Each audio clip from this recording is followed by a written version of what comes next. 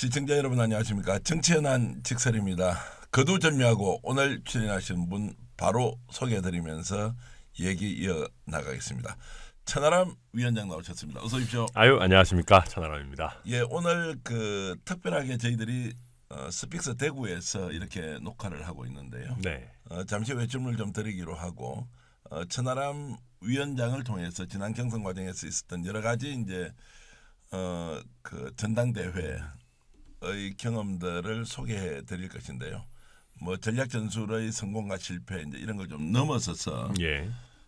젊은 정치 지도자로서 이제 지난 선거가 본인의 인생에는 어떤 영향을 미쳤고 또 이것을 관전했던 국민, 당원, 또 현실 정치인 이제 이런 분들에게 또 어떤 이제 교훈을 좀 주는 것인지를 짧지만 좀 강하게 인터뷰를 좀 해보는 시간을 가졌습니다. 네. 오늘 대구에 오신 거는 뭐 다른 일이 좀 있습니까? 낙선 인사하려고 왔습니다. 아 그래요? 예, 그래서 사실은 제가 이제 낙선하고 정치인은 당선됐을 때보다 낙선됐을 때가 더 중요하다라는 얘기들을 많이 하시는데요. 그래서 가능하다면 선거 때 찾아뵀던 지역이나 이제 도움을 받았던 분들은 다 좀 찾아뵈려고 합니다. 그래서 제가 지난 주말부터 이제 3일 동안 지금 대구에 있는데요. 사실 주말 동안은 부모님 뵙고 할아버지 할머니 뵙고 이게 개인적인 일정을 좀 했고 수성못 다니신 분들은 저 보신 분들도 좀 계실 겁니다. 그렇습니까? 했고 이제 오늘부터는 본격적으로 제가 경선 기간 동안에 이제 찾아뵀던 분들 뵈려고 해서 아침에 벌써 앞산도 등산도 갔다 왔습니다. 아마 오늘 인터뷰 마치면 또 칠성시장으로 바로 가신다. 네, 맞습니다. 예, 거기 가면 그러면은 그냥 혼자 이렇게 다니면서 인사를 합니까? 어떻게 합니까? 네, 아마 근데 지금 이제 저 도와줬던 친구가 제가 혼자 다닌다니까 예. 아마 그래도 좀 불쌍하다고 지금 서울에서 KTX 타고 내려온다 그래가지고 오후부터는 아마 같이 다니지 않을까 그러면 싶습니다. 보통 다니면은 무슨 뭐 피켓을 들고 다닌다 이런 거 없이 아니 뭐 그런 거 없고요. 그냥 그냥 저랑 이제 다른 젊은 친구 한 명 정도 같이. 예, 같이 이제 네, 동행하면서. 그 하면은 이제는 저도 꽤 인기가 나름 제 입으로 말하기 그렇지만 좋아져서 이게 사진 찍어달라고 하시는 분들이 꽤 계세요. 그래서 그래요? 그 친구의 주된 역할은 오히려 이제 사진 찍어주는 뭐 그런 정도로 같이 다니고 있습니다. 낙선 인사 지금 며칠째 하고 계신 거예요? 사실 본격 시작하는 거는 오늘이 처음입니다. 아 그래요? 네. 이제 어쨌든 대구를 처음으로 찾았고 네. 또 고향이기도 하지만 특별하게 대구는 또 보수 정당에서 의미가 있으니까. 네, 실제로 제가 출마 선언을 하고 바로 처음에 내려왔던 게 대구였거든요. 네. 그래서 그때 했던 스케줄과 가능하면 비슷하게 하려고 생각하고 있습니다. 그러면 처음 내려왔을 때 어디 갔습니까? 보통 서문시장 가시던데 천 위원장도 그랬습니까? 아니요, 저는 서문시장은 아직 한 번도 안 갔습니다. 아 그래요? 예, 저는 와서 동성로 갔다가 뭐 경대 북문 갔다가 주로 젊은 분들 많이 오는 쪽, 뭐 칠성시장도 갔었고 뭐 수성모도 갔었는데 서문시장 뭐 저도 가서 뭐 어묵 먹고 할 수 있는데 예. 저는 이 정치인이 서문시장 가서 어묵 먹는다라는 거는 조금 신중할 필요가 있다고 생각합니다. 저는 특히 보수 정당의 정치인이라면은 조금 어느 정도 그럴 위치가 돼가지고 가야 되는 것이지. 예. 제가 갑자기 가가지고 거기서 어묵 먹고 이런 거는 좀 맞지 않다. 그래서 조금 더 큰 정치인이 돼가지고 예. 서문시장 가야겠다 생각하고 있습니다. 예. 그래서 오늘 이제 앞산 가셨고 네. 그 다음에 이제 칠성시장 갔다가 네, 오후에는 수성못도 갔다가 수성못. 김광석 거리도 갔다가 또 그 경대 북문도 갈 생각입니다. 네. 예. 아무래도 이제 천하람 위원장이 갖고 있는 정치적 색깔 또는 이제 행보 이런 쪽으로도 충분히 이제 젊은 정치인다운 네. 이런 이제 움직임이다라는 생각은 좀 들고요. 오늘 인터뷰를 하면서 이제 좀 아픈 이야기도 제가 좀 드러내놓고 예. 여쭤보겠습니다. 이미 많이 맞았습니다. 예. 이제 뭐든 물어보셔도 뭐 됩니다. 그런 것과 조금 이제 차원이 다른 질문이 나갈 수도 있을 텐데 첫 번째 질문은 네. 올해 나이가 지금 38이죠. 예. 나이로 여덟이고. 38입니다. 예. 그러면은 청년 정치인이라고 하기에는 사실은 과거에 이제 그 YS 김영삼 대통령이나 김대중 대통령 이런 분들 보면 이미 뭐 40대 기술은 가지고 맞습니다. 했던 걸로 보면 청년이라는 이름 때문에 오히려 현실 정치에서 손해를 좀 많이 볼 수도 있다. 이런 생각이 저는 들거든요. 어떻습니까? 네, 맞습니다. 그래서 저는 제가 이번에 전당대회 치르면서 단 한 번도 제 입으로 청년 정치인이라는 얘기를 잘 안 했던 것 같습니다. 네. 그러니까 이게 약간 그 마이너리그에 가두는 프레임입니다. 예. 사실은 그때도 이제 사실 YSDJ 할 때도 구상 유치 뭐 이런 예, 얘기 하지 않았습니까? 예. 그러니까 좀 미숙하다. 그러니까 쉽게 얘기하면 너네는 다른 거물 정치인의 도움 없이는 못한다. 이런 프레임을 이제 확 씌우거든요. 네. 그래서 아니 저도 지금 애가 8살이고 지금 뭐 내일 모레 40인데 뭔 청년 정치인이냐. 저도 그냥 대등한 정치인인 것이고 그래서 토론회 과정에서도 다른 후보께서 뭐 청년이 뭐 예의가 없다는 이런 얘기 하셨지만은 저도 그때 뭐 더 들이받고 이렇게 할까도 생각했습니다만은 아니 이게 제가 예를 들면은 같은 당대표 후보로서 정당하게 컷오프를 통과하고 경쟁하는데 아니 뭐 청년이면 어떻고 아니면 어떻고 뭐 까놓고 얘기해서 그럼 천하람이는 예의가 없어도 되고 황교안 후보는 예의가 그러니까 뭐 예의가 있어야 이게 뭐 아무튼 말이 안 되는 것이기 때문에 그래서 말씀하신 것처럼 저도 제 스스로 완결되고 충분히 노련한 정치인으로 평가받아야겠다 생각하지 젊으니까 뭐 대충 실수해도 그래도 뭐 좋게 봐주십시오 이런 생각은 전혀 없습니다. 예, 뭐 정확하게 이제 이해를 하고 계신데 우리가 보통 청년이라고 하면 과거에는요 결혼하기 이전에 맞습니다. 남자 총각들이 있죠. 보통 청년이라고 이야기하고 또 굳이 연령대로 보면 20대를 청년이라고 맞죠. 그러고 예. 30대 넘어가면 사실 어른이 됐거든요. 그렇죠. 그러면 이제 30대 후반 같으면 당연히 우리 사회의 이제 중추 세력으로 기업이나 조직으로 보면 이제 허리 역할을 하면서 실제 일 제일 많이 하고 이제 이런 위치에 있기 때문에 저는 청년이라는 단어가 가지는 것이 말씀하셨던 대로 좀 프레임 아닌가 예, 그리고 생각이 들고. 우리 정치권만 너무 노예해서 그래요. 예. 사실은 말씀하신 것처럼 요새는 30대 후반 임원을 찾기도 그렇게 어렵지 않은데, 그렇죠. 예. 게다가 이제 경험이랑 이제 머리가 빠릿빠릿한 게 잘 조화될 시기인데도 정치권에서만 유독 좀 애취급하는 게 아니에요. 제가 이제 올해 우리 나이로 56인데요. 예. 대기업에서 보면 임원으로 들어간 사람도 거의 이제 뭐 옷 벗고 나와야 되고요. 은행은 올 연말쯤 되면 마지막이에요. 2023년 말이 이제 퇴직연도고 말씀하신 대로 30대 후반, 40대 초반 임원이 뭐 좀 심하게 보면 천진데 예, 정치권에서는 노예한 인물들이 오히려 청년이라는 걸로 가두어 가지고 맞습니다. 본인들의 기득권을 계속 유지하는 이런 이제 일종의 수단으로 활용하고 있다. 네, 그래서 저도 이제 100% 제가 공감입니다. 예, 대구에 오셨으니까 이제 홍준표 시장 얘기를 하지 않을 수가 없는데 네, 홍 시장이 참고로 그 54년생입니다. 예, 그러면 우리 나이 올해 70이에요. 예, 일원인데 지금 천하람 위원장이 활동하는 것에 대해서 유독 표적으로 예, 무슨 젊은 사람이 뭐 바람잡이 역할을 한다는 제 느낌은 그렇습니다. 예. 이런 식으로 정치를 배워가지고 뭔 정치를 하느냐라고 했을 때 네. 솔직하게 본인은 어떤 느낌이었어요? 저도 왜 이러시나 이런. 예, 예. 원래 굉장히 젊은 감각이 있으신 분이었는데 그러니까 나이랑 상관없이. 그러니까 저는 이제 청년 정치 이런 얘기가 좀 불편한 게 나이가 아무리 많아도 청년 세대한테 열광을 받는 게 중요하지. 예. 뭐 생리학적인 나이가 뭐가 중요합니까? 근데 실제로 지난 대선 경선 때만 해도 홍준표 시장은 젊은 세대에게 굉장히 열광을 받는 정치인이었어요. 근데 몇 달 안 지나가지고 갑자기 굉장히 좀 이해하기 어려운 얘기들을 하시더라고요. 그러니까 이제 뭐 무명의 정치인이 뭐 들떠서 나댄다. 사실 요약하면 그건데 네. 그렇게 따지면은 제가 그래도 당대표 선거에 컷오프까지 통과해가지고 좀 경쟁을 하고 있는데 그렇게까지 폄하를 해야 되나. 그리고 뭐 이정현 대표는 거물이었는데 너는 뭐 아무것도 아닌 놈이 가가지고 뽑아주지도 않을 지역에서 아부한다 이러시는데 반대로 생각해보면 처음부터 누가 거물입니까? 그렇잖아요. 정치인은 어떤 행보를 하고 뭐 어떤 이제 의미 있는 과정을 쌓아가면서 거물이 되는 것이죠. 어떻게 보면 저도 이제 그런 과정에 있는 것이고 네. 그러면 저의 행보를 그 자체로 평가하면 되는 것인데 심지어 제가 활동하고 있는 순천 지역 넓게 봐서 호남 지역까지 폄하하면서 니는 뭐 깜도 안 되는 놈이 거기 가가지고 아부해가지고 뭐 하려고 하고 있냐라고 하시니까 제가 알기로 홍준표 시장은 특히 보수 정치인으로서 도전 정신, 뭐 기업가 정신 이런 거 굉장히 강조하는 분으로 알고 있는데 왜 그걸 제가 하면 안 되는 건지 그냥 꼴 보기 싫어서 그러신 거 아닌가 싶습니다. 그래서 홍준표 시장이 과거의 정치권 입문이요. 예. 본인이 30대 후반에요. 맞죠. 모래시대가 모래시계로 모래시계 왔잖아요. 그걸로. 그 모래시계는 본인이 스스로 만들었습니까? 네. SBS에서 드라마를 만들어가지고 그것이 히트치면서 불의에 맞서 싸우는 검사가 알고 보니 홍준표였구나. 그래서 김영삼 대통령한테 영입이 되잖아요. 그렇죠. 그러고 정치에 입문하면서 처음부터 본인은 굉장히 각광을 받았죠. 예. 그럼 그때 본인이 한 게 뭐 있습니까? 천하람이야.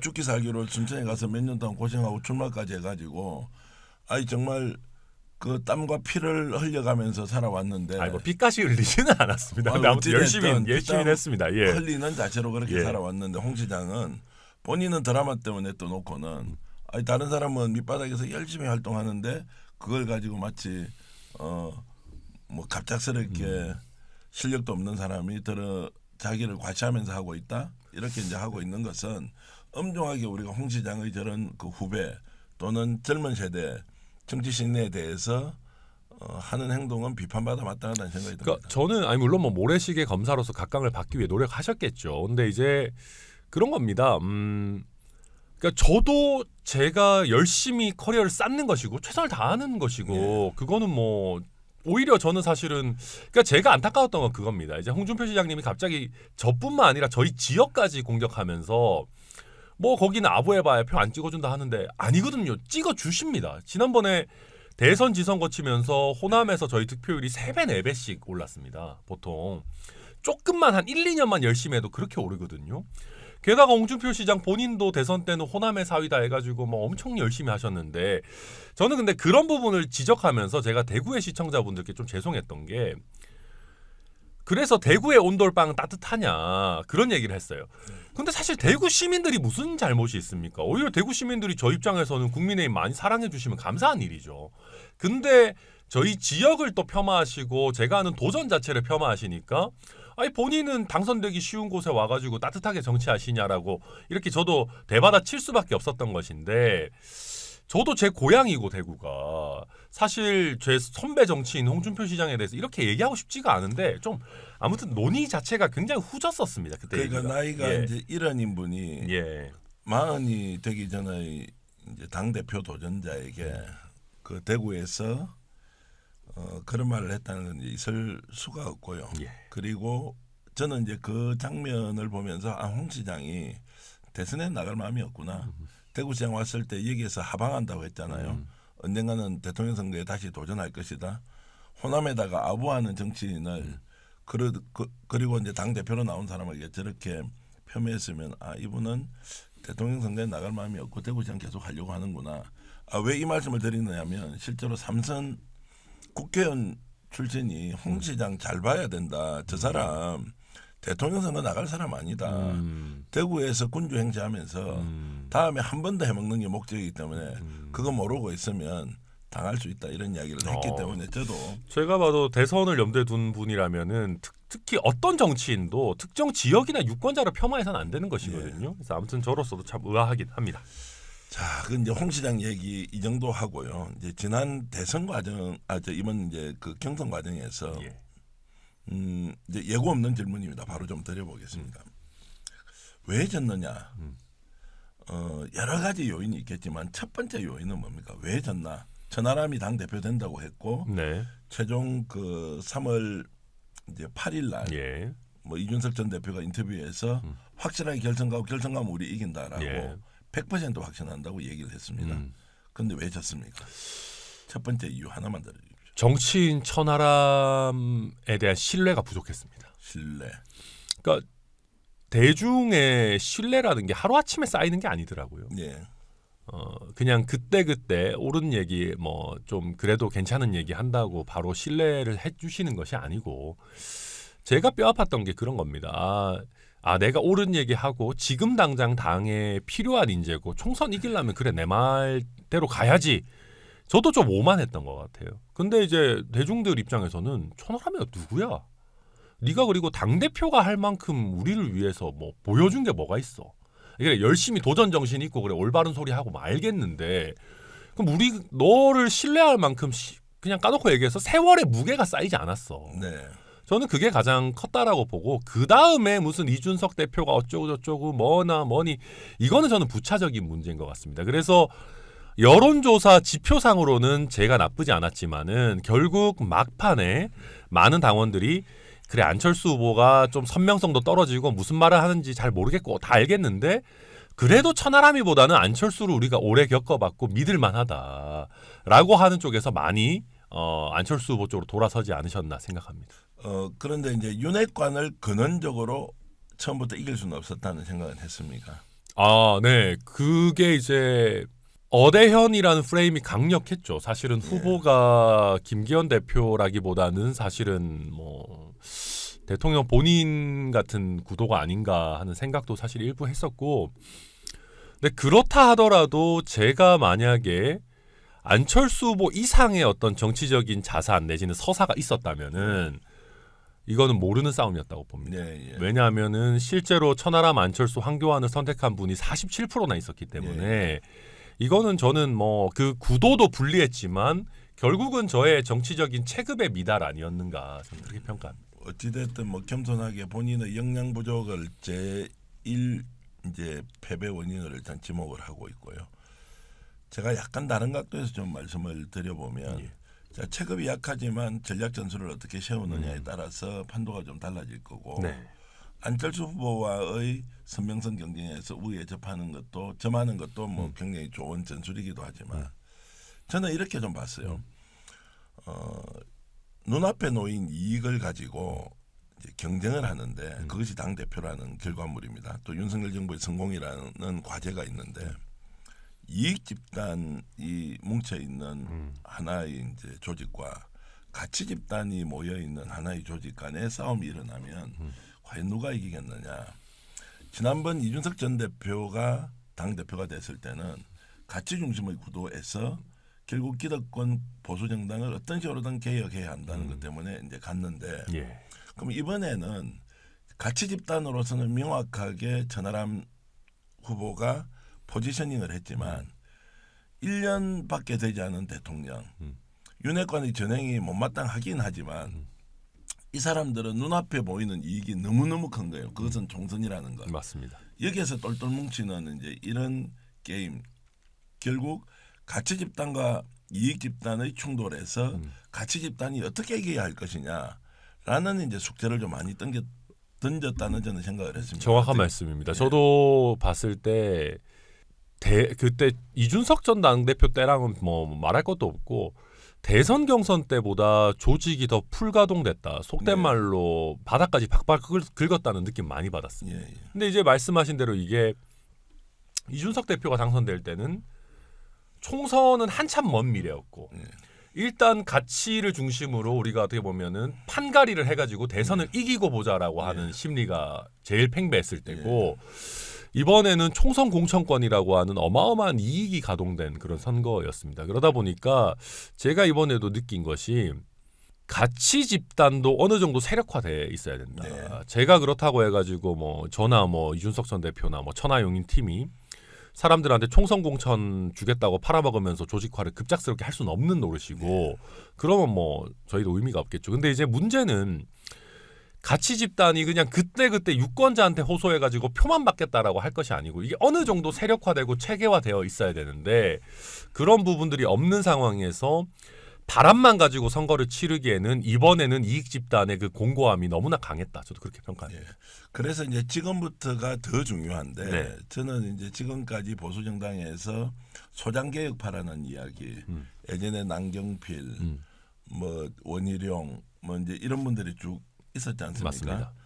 이런 분들이 결국에는 주도 세력이 되지 못하고 바깥에서 말은 바르게 하는데 정치 세력화에서는 실패하고 개인기에 의존해서 계속 정치를 영위는 하는데 결국에는 판을 바꾸지 못하는 그런 것으로 갈 수도 있고 조금 전에 정확하게 이해했듯이 조직화되지 않은 가치 집단이 과연 대체 세력으로 넘어갈 수 있느냐의 문제는 이번 선거에서 가장 크게 던졌던 국민의힘 보수정당의 그 개혁 진영에 주는 질문이 아닌가 이런 생각을 했습니다. 그러니까 제가 이 말씀을 두 사람이랑 이야기하면서 좀 저도 구체화된 생각을 정리를 하게 됐는데 첫 번째가 신인규고 두 번째가 김세현 전 의원입니다. 신인규 변호사 같은 경우는 개혁 세력으로서 거의 저는 역대 전무후무하게 입만 산 사람이 아니고 조직화의 중요성을 이해하고 있는 인물이고 저는 그래서 이 개혁 보수 세력의 하나의 큰 변곡점을 만들어내는 역할을 할 거라고 보고요. 두 번째는 이제 김세현 전 의원인데요. 신인규 변호사가 조직을 얘기한다면 김세현 전 의원은 저에게 새로운 인물을 자꾸 얘기를 했습니다. 무슨 얘기냐면 제가 이제 사실 지난번에 2020년 그 총선 공천 같은 경우에 김세현 전 의원이 이제 김용호 의장이랑 같이 총선 공천하면서 공천 말아먹은 거 아니냐라는 비판을 저희 당에서 많이 받습니다. 저도 그래서 김세현 전 의원한테 이거 총선 공천 솔직히 이게 과연 잘 된 거냐 물어봤는데 김세현 전 의원 그런 얘기를 하더라고요.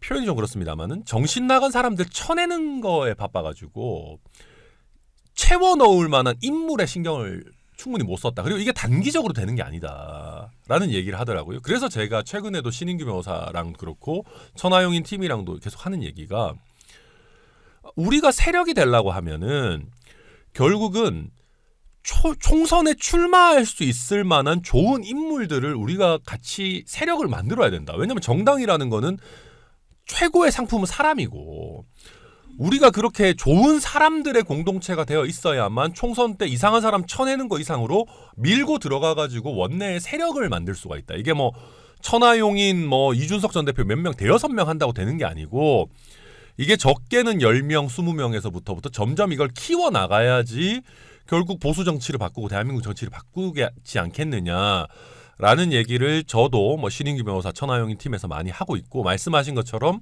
지금까지 입만 살아서 그냥 인기만 좋은 개혁 보수와는 조직 면에서도 그렇고 어떤 인재 풀 면에서도 그렇고 완전히 다른 이제는 준비를 해야 된다. 저는 뭐 그렇게 생각하고 있습니다. 당 대표에 직접 출마함으로써 개인기에 의존하는 정치를 이제는 칼싸움 방식이 아닌 패싸움이 가능한 조직화의 과정을 거쳐야 한다. 이제 이런 것들은 오히려 저는 이제 특이하게 질문한 것이라고 생각했는데 당사자는 정치인으로서 훨씬 더 중요한 과제로 이미 받아들이고 있다는 건 느낍니다. 예, 맞습니다. 자, 그런 면에서 보면 지난해 이제 대선 지금 경선 과정의 전략 전술 측면에서 보면 그러면 이제 이준석 전 대표가 엄청나게 도움을 주었지만 이준석 전 대표의 그늘에 가려서 천하람이 갖고 있는 원래의 모습을 보여주지 못했다. 이것은 뭐 저를 비롯한 많은 정치평론가들이 아쉽다. 왜 좀 더 벗어나고 독립적으로 가지. 그래서 따로 놀아야 되는데 왜 천하람은 어느 순간에 이준석과 함께 손을 잡고 있는 천하용인 멤버 중에 원오비덤이 돼 있고 그 중심에 이준석 전 대표가 있었느냐 이런 아쉬움을 표현하는 분들이 많았습니다. 그러니까 저도 어느 정도는 동의하는데 이제 문제는 저는 사실 선거 지고 나면 패인은 후보한테 있다고 생각합니다. 그러니까 무슨 얘기냐면 이준석 대표의 활동이 많았죠. 근데 제가 후보로서 그 활동을 덮을 만한 저의 메시지나 역량을 보여드리지 못한 거에 있어서 아쉬움을 저는 가지고 이준석 대표가 뭐 SNS나 언론 활동 많은 거는 뭐 하루 이틀 일이 아닙니다. 원래 그런 사람이거든요. 다만 이제 말씀하신 것 중에 제가 좀 아쉬운 거는 저의 이제 뭐 어떤 그 평상시에 언론 활동이나 이런 거 많이 보신 분들 아시겠지만 제가 원래 나름대로 여유도 있고 위트도 있는 뭐 제 스스로 얘기하기 그렇습니다만 그런 사람입니다. 그게 이제 정치판에서 막 서로 살벌하지만 천하람이 보면 그래도 기분이 좋아진다라는 분들이 꽤 계시는데 이번에 선거 구도 자체가 제가 그런 여유를 보여드리기가 어색했어요. 무슨 얘기냐면 제가 가지고 나온 이제 첫 번째 구호 자체가 윤핵관 퇴진이었습니다. 근데 윤핵관을 퇴진해야 된다. 이 사람들이 당을 망치고 있다라고 하는데 웃으면서 여유 있게 얘기하기가 어려운 어떤 그 선거의 구도였고 두 번째로는 제가 출발이 너무 늦었어요. 결국 이건 저의 어떤 결단의 문제라고 봅니다. 왜냐하면 만약에 제가 토론회나 연설에 진입하면서 양강 정도로 시작을 했다면은 제 메시지들이 이준석 대표한테 안 묻혔을 겁니다. 왜냐하면 사람들이 천하람이가 당대표 될 수 있다라고 생각을 하면 천하람이의 메시지에 주목을 하지 왜 이준석 대표 얘기를 듣겠습니까? 근데 제가 당대표가 될 것 같은 분위기를 못 만들었습니다. 기껏해야 뭐 3, 4위 대결하네. 그러니까 천하람이 내놓는 메시지는 아예 당대표 될지 안 될지 모르는 거의 못 될 것 같은 놈보다는 이미 당대표 했던 거물 정치인인 이준석 대표의 메시지에 힘이 더 실리는 거죠. 그래서 저도 맨날 기자분들 만나면은 왜 메시지가 안 나오냐 하지만 제 메시지 많이 냈습니다. 예를 들면 국민의힘이 민주노총, 한국노총 이상의 제3노조 역할을 해야 된다. 이게 만약에 이준석 대표가 당선 가능성 있을 때 했다면은 헤드라인이었을 겁니다. 뭐 예를 들어서 우리가 자유민주주의 정당이기 때문에 북한에 대해서 더 전략적으로 유연하게 접근해야 된다. 색깔론 종북좌파 이런 얘기 그만해야 된다. 이런 얘기들이 당대표가 될 만한 사람이 했다면은 굉장히 큰 메시지였을 텐데 제가 당대표에 당선될 수 있다라고 하는 그 구도를 사실은 좀 잘 못 만들었죠. 그러다 보니까 이준석 대표에게 많이 묻힌 거 아닌가 생각합니다. 뭐 역시 이제 정치 지도자답게 뭐 본인에게 가장 큰 문제가 있었다 이렇게 제가 좀 이해를 하면서도 한편으로 좀 아쉬운 거는 예. 이준석 전 대표가 천하용인을 내세우고 천하용인 각자가 자기의 정치적 영토를 만들어갈 수 있도록 뒤에서 숨어서 이렇게 서포트를 했으면 어떻겠느냐는 좀 아쉬움이 있었고 어찌됐든 그것은 뭐 경험으로는 굉장히 중요한 예. 이런 그 이제 결과로 작동을 할 것이라 생각합니다. 동시에 이제 메시지와 관련해서도 좀 질문을 던져보고 싶은 게 지금 뭐 울산 KTX 역사 김기현 부동산 투기와 관련해서 투기에 대한라는 이론까지 또 제초 문제 제기하고 이게 이슈 파이팅이 많이 됐는데 네.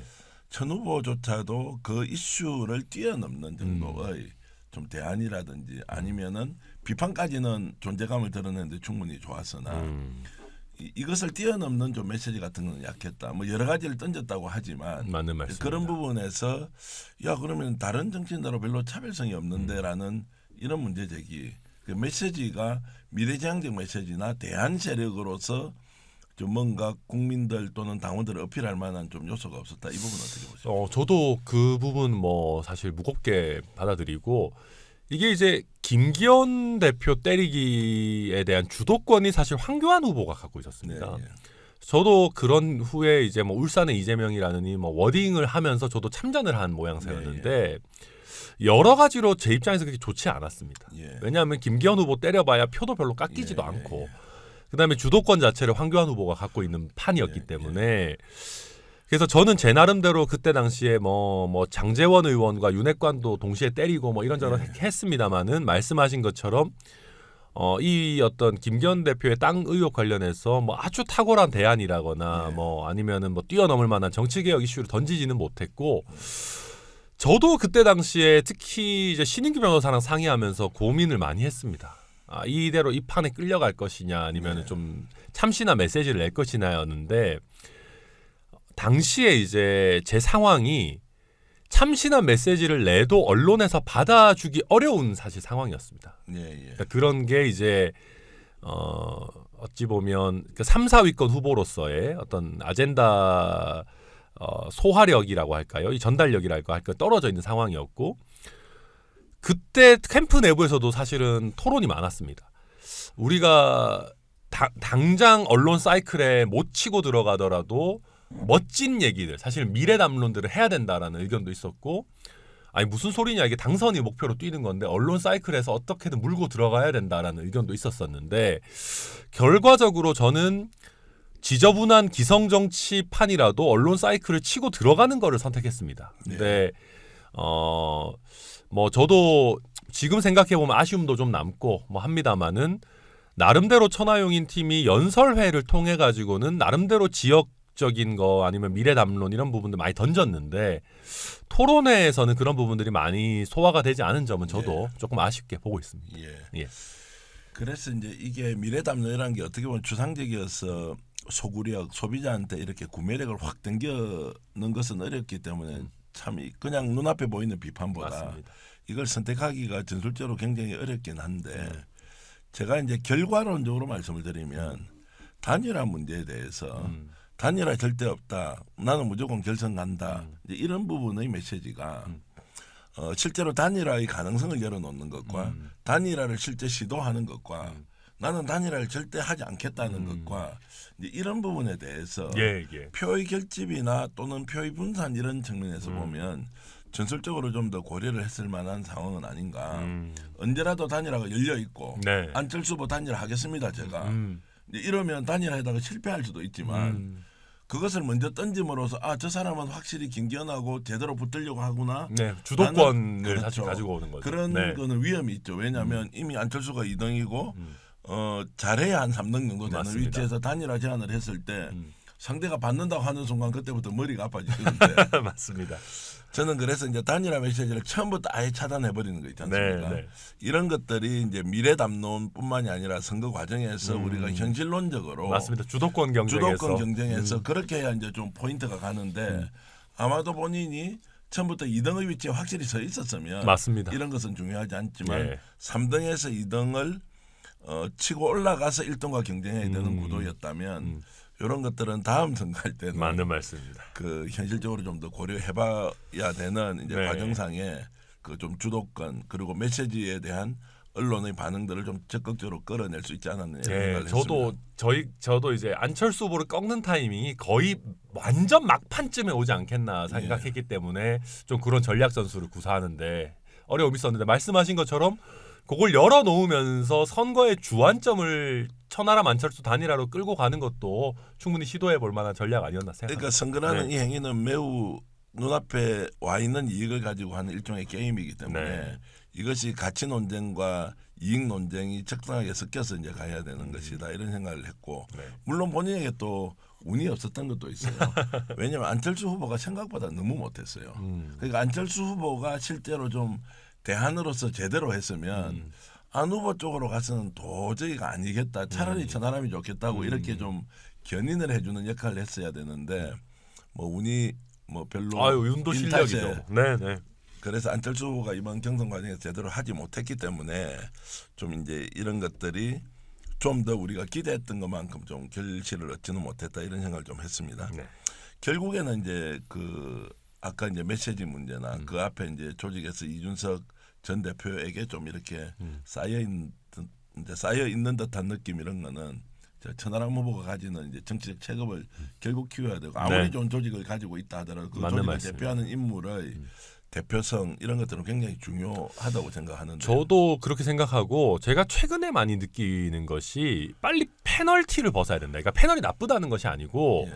제가 패널 경험이 있기 때문에 사실은 뭐 그래도 단기 선거전에서도 충분히 이제 적응해가지고 잘 할 수 있는 게 있지만 제가 제 선거를 쭉 이제 끝나고 나서 쭉 돌이켜 보면은 제가 말을 많이 하고 뭐 곧잘 하고 실수를 별로 안 합니다. 선거 캠프에서도 천하람이 말 실수 거의 없다. 아주 뭐 믿음직하다. 다 좋은데 제가 돌이켜 놓고 보면 정치인이라는 게 말을 잘하지 못하더라도 한마디 한마디가 남아야 되거든요. 네. 정치인의 말이라는 것이. 근데 제가 이번 전당대회를 쭉 돌이켜서 놓고 보면은 몇 마디가 없습니다. 그게. 제가 스스로 평가해 봤을 때 간신배를 간신배라고 하지 뭐라 그러냐 정도. 내지는 토론회 때 윤핵관이 곧 국민의힘이냐. 윤핵관과 국민의힘 등치시키지 마라라고 했던 정도 제가 몇 개 정도만 기억에 남지 제가 수많은 말을 쏟아냈지만은 이게 정치인의 말로서 어떤 국민들에게 박혔을까? 그리고 제가 지금 언급한 것들도 임팩트가 사실 아주 크지 않았거든요. 그래서 저도 말씀하셨듯이 이게 체급을 키워야 어떻게 보면 전달력도 더 강해지는 면도 있지만 저도 이제부터는 말 한마디 한마디가 남는 정치인이 됐기 때문에 그런 부분을 좀 더 신경 써야겠다 요새 많이 느끼고 있습니다. 네. 자, 그럼 이제 현실로 잠깐 돌아와서 네. 좀 질문을 드리면요. 자, 이렇게 해서 이제 윤핵관이 당을 장악했고 대통령은 뭐 당권 개입에 이어서 뭐 총선 때 적극적으로 개입할 것으로 이미 이제 예상이 됩니다. 최악의 경우 네. 뭐 공천 당연히 못 받을 수도 있고 뭐 지금 했던 천하용인 멤버들이 다 정치권에서 밀려날 수도 있지 않습니까? 그런 상황에 대한 좀 일종의 대책 같은 거 좀 세워놓고 있습니까? 뭐 가능한 모든 시나리오에 대해서 저희 내부적으로 논의는 하고는 있습니다. 네. 근데 다만 이제 뭐 그걸 대외적으로 말씀드릴 어떤 상황은 아니고 그리고 한국 정치라는 것이 가정적인 상황에 대해서 우리가 공개적으로 언급을 하기에는 너무 빨리빨리 훅훅 변합니다. 예. 그리고 지금 이제 저희를 제거하겠다, 뭐 추방하겠다 말하는 분들의 운명조차 저는 뭐 안전하다라고 결코 얘기할 수 없는 상황이기 때문에 저는 앞으로 총선을 앞두고 몇 번의 큰 변곡점이 올 것이고 그때 저와 뭐 저희 개혁 세력이 좋은 선택 그리고 원칙을 버리지 않는 일관성 있는 선택을 한다면은 저는 글쎄요. 저희 당원들도 그렇고 국민들도 그렇고 저희를 그렇게 쉽게 버리시리라고 생각하지는 않습니다. 그런 바탕 위에 뭐 개별 사안별로 저희가 계획은 세우고 있습니다. 수시처중이라는 말이 생각나는데요. 이제 때에 따라서 가장 중심에 있는 논제의 주인으로서 결정을 하겠다. 이렇게 네. 제가 좀 이해를 하겠습니다. 네, 그리고 저는 죄송한 말씀이지만 저희를 공천 줄지 말지에 대한 선택권이 결코 그분들에게 있다고 생각하지 않습니다. 네. 아주 좋은 관점인 것 같고요. 네, 윤석열 대통령 성공 중요하지만 더 중요한 것은 보수 정치, 보수 정당이 가지는 원래의 원칙과 가치를 지켜낼 수 있는 세력으로 거듭나겠다. 이렇게 저는 이해를 하고요. 네. 이제 그러려면 제 생각에는 이제 언론사 기자들 많이 알게 됐지 않습니까? 전부 예. 청년자라는 말 좀 오늘부터라도 당장 빼달라고 요구를 하셔서 네, 네. 그냥 개혁 보수라고 하면 되지. 네, 뭐 맞습니다. 청년 정치인, 청년 보수 이것이 엄청나게 본인에게 또는 이제 이런 지향을 갖고 있는 정치 세력에게는 불리하다. 네, 맞는 말씀입니다. 이런 생각이 들어서 청년이라는 단어는 반드시 빼고 우리가 바로 주도 세력이다. 이런 관점으로 좀 접근을 하면 좋겠다는 생각이 들고요. 그러면 제가 좀 더 나가서 지금 뭐 분당이 된다거나 네. 또는 뭐 새로운 정치 세력을 만든다거나 이런 질문은 크게 의미가 없다. 네, 지금 제가 현재 뭐 상황에서는. 주셔도 뭐 답변을 드릴 수 있는 상황이 그건 아니고. 아니고. 네, 네. 모든 것은 열려 있지만 지금 네. 현재 국민의힘 내에서 개혁 보수 세력으로서 역할을 분명히 할 것이고 맞는 말씀입니다. 개인기에 의존하는 것이 아니라 좀 더 조직화되어 있는 이제 정치 세력을 일단 모으고 네, 이런 사람들과 함께 이제 세력화된 정치를 하겠다 이렇게 맞습니다. 보고. 그 세력화는 지금 어느 정도까지 가 있습니까? 저희가 지금 사실 국민의힘 바로 세우기가 신인규 대표가 역할을 사실 많이 해주고 있고 예. 지금부터 저희가 아직 이름을 정확히 정하진 않았지만 시민 후보 발굴 프로젝트를 이제 본격 좀 시작을 해보려고 합니다. 근데 이제 꼭 시민 후보에 한정되는 것은 아니고 제가 이번에 선거 치르면서 되게 뭐랄까 큰 성과라고 생각하는 것이 지방의원과 당협위원장들이 저희와 함께 하고 싶다고 저에게 따로 연락을 준 분들이 적지 않습니다. 보좌진과 당직자 중에서도 있고요. 그래서 그런 분들 위주로 저희가 차츰차츰 좀 모아보려고 하고 지난 주말에도 뭐 누군지 밝힐 수는 없지만 굉장히 주요한 지역의 단체장으로 출마했던 분을 저희가 만나가지고 개혁 세력으로서 같이 하자라는 설득도 하고 그런 식으로 차근차근 준비해 나가고 있습니다. 네. 네. 그러면 좀 가치만 가지고 이런 나라가 되기를 바라는 사람도 있지만 네. 구체적인 현실 정치에 발을 디딛고 그럼요. 총선에 출마하고 싶다 이런 기초, 분들. 광역 이런 네. 분들 그런 분들은 지금 어디로 연락하면 됩니까? 저한테 연락하면 돼요. 직접요? 네, 저한테나 아니면 뭐 신인규 변호사한테나 연락하시면 어디 됩니다. 메일이나 이런 걸로 네네, 하면 뭐 됩니까? 제 전화번호는 사실상 거의 모두에게 공개되어 있습니다. 아 그래요? 예, 예. 그러면 이 방송을 보시고 보수 정당이 갖고 있는 가치와 철학에 동의하는 분들은 천하람 위원장이 갖고 있는 이런 미래 비전에 동참하려면 언제라도 열려 있다. 아유, 너무 좋습니다. 예, 그러면은 이제 국민의힘 바로 세우기 국바세라는 단체도 있고 네, 천하람 위원장 개인에게 연락하셔도 좋으니까요. 여러분들이 좀 더 좋은 정치를 만들기 위해서 천하람과 같은 개혁적인 인물과 함께 할 수 있는 기회는 열려 있다. 네, 편안한 길이라고는 말씀 못 드리는데 최소한 재미는 있을 겁니다. 그래요. 아니 뭐 재미만 있어도 네. 얼마든지 좋은데. 네, 재미있고 편안하지 보람찬 길일 겁니다. 그래요? 예, 예. 자 그걸 통해서 궁극적으로 그러면 천하람 위원장이 꿈꾸는 정치는 어떤 거예요? 뭐랄까요? 그냥 저도 납득이 되는 정치랄까요? 예. 그러니까 이게 뭐 제가 할 미사여구는 많이 쓸 수 있습니다. 뭐 영남과 호남을 통합하고 막 다 좋은데 그런 거 다 치우고 제가 개혁 세력을 만들어 가지고 하고 싶은 거는 선거 졌을 때 나라 잃은 표정이 안 나왔으면 좋겠습니다. 선거 졌을 때 나라를 이런 것은 아니고 예. 그냥 게임에서만 진 예, 것이다. 그러니까 예를 들면 민주당 지지하는 분들도 뭐 예를 들면 천하람이가 됐으면 그래, 뭐 나랑은 생각은 좀 다르지만 천하람이 정도면 그래 뭐 반대로 민주당에 누가 돼도 저희 입장에서도 그래 철학과 방향성은 조금 다르겠지만 저 사람이 된다고 뭐 대한민국에 뭐 큰일 나겠나 그냥 뭐 또 한 4년이든 5년이든 있다가 또 우리 또 잘하면 되지 우리가 더 잘해서 뺏어오면 된다 이 정도만 됐으면 좋겠습니다. 그러니까 이게 이제 신인규 변호사 자꾸 얘기를 하게 되는데 스픽스니까 신인규 변호사가 자꾸 그런 얘기를 해요. 아니 우리가 뭐 바나나 맛 우유도 있고 딸기 맛 우유도 있고 다 좋은데 지금 우리 정치를 보면은 바나나 맛이냐 딸기 맛이냐를 갖고 경쟁하는 게 아니고 한 놈은 상한 우유를 팔고 한 놈은 독탄 우유를 파는 것 같다.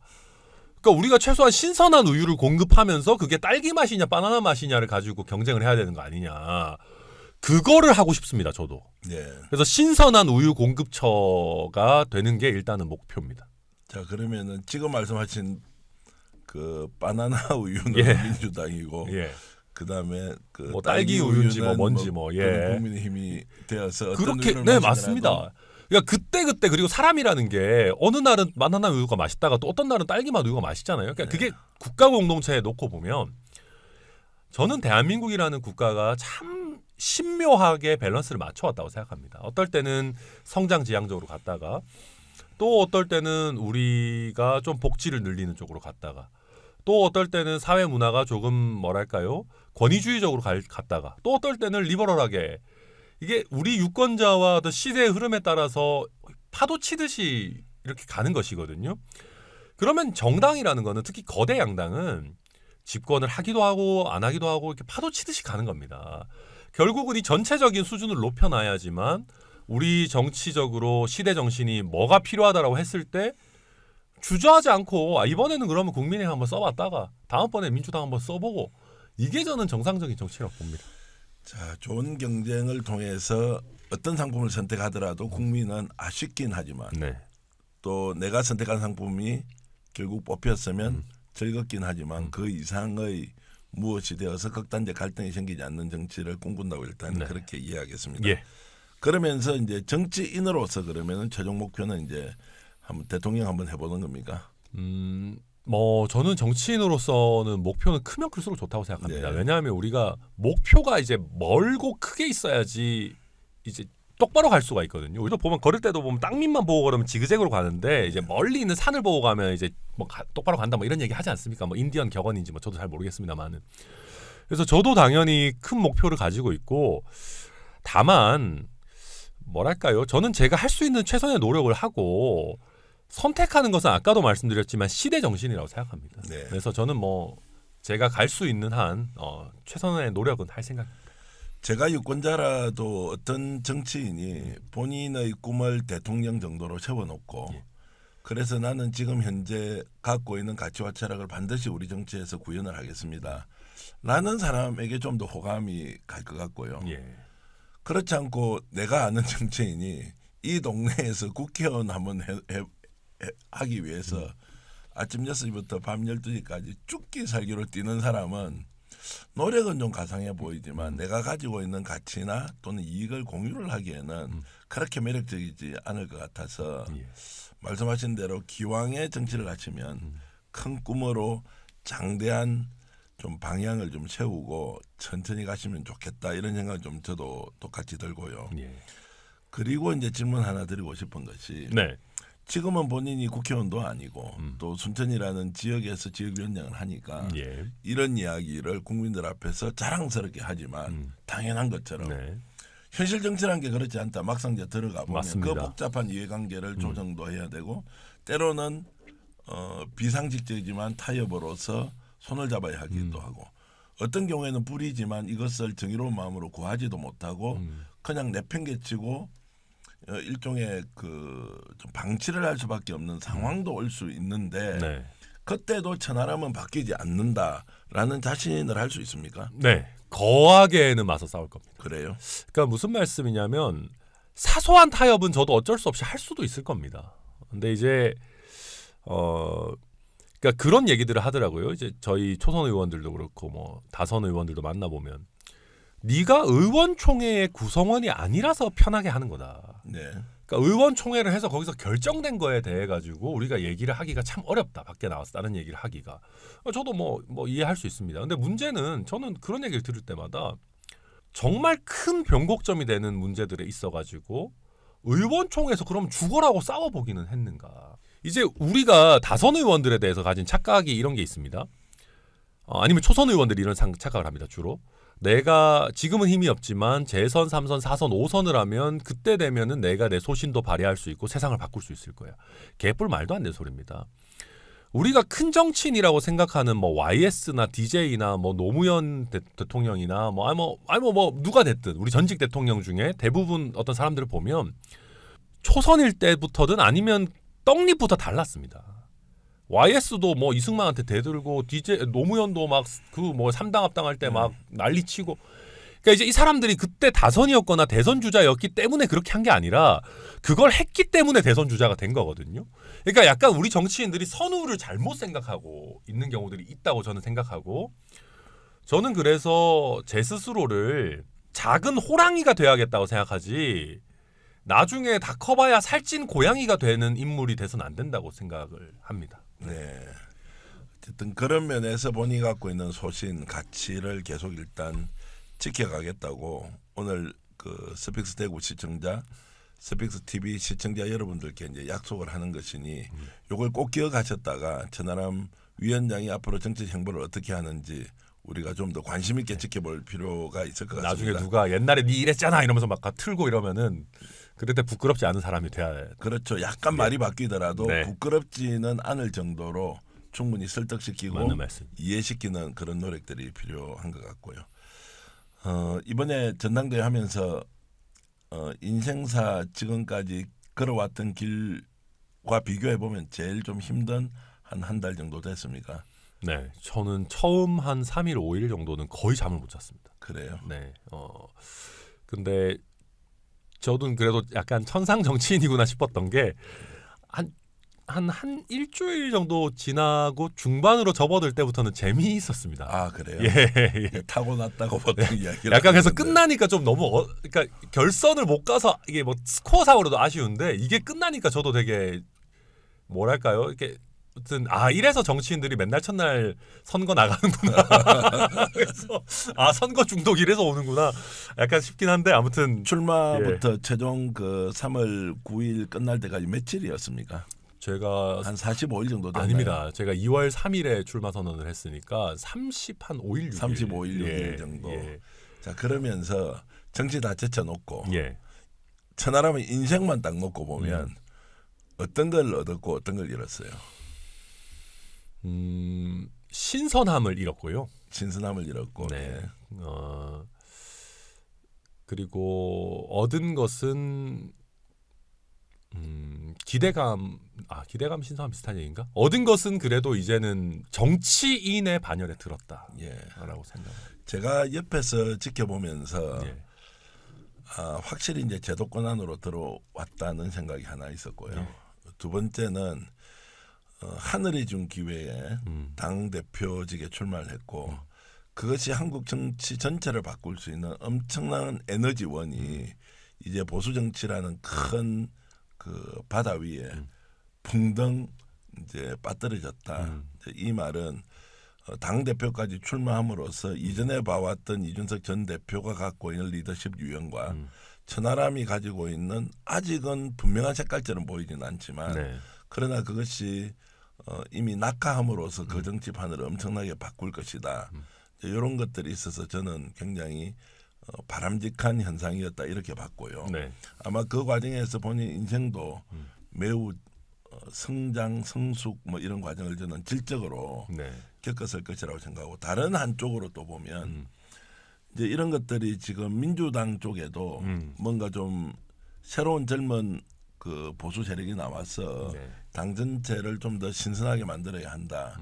다양성이 좀 더 인정되는 정당 구조를 그 반드시 만들어야 한다. 이제 이런 데 대해서 또 좋은 영향을 미쳤기 때문에 천 변호사는 개인적으로 많은 것들을 얻었겠지만 또 정치 전체로 보면 우리나라에도 귀한 이런 이제 선물을 준 것이라고 저는 생각하겠습니다. 저도 그래서 그 점에서 좀 아쉽습니다. 제가 늘 생각하는 게 조금만 더 잘했었으면은 더 좋았을 텐데. 근데 뭐 제가 지금 가진 역량이 거기까지인데 어떡하겠습니까? 또 앞으로 발전하는 모습 보여드려야 그 인정이 앞으로 더 나아가기 위한 또 새로운 밑거름이 되기를 진심으로 바라고요.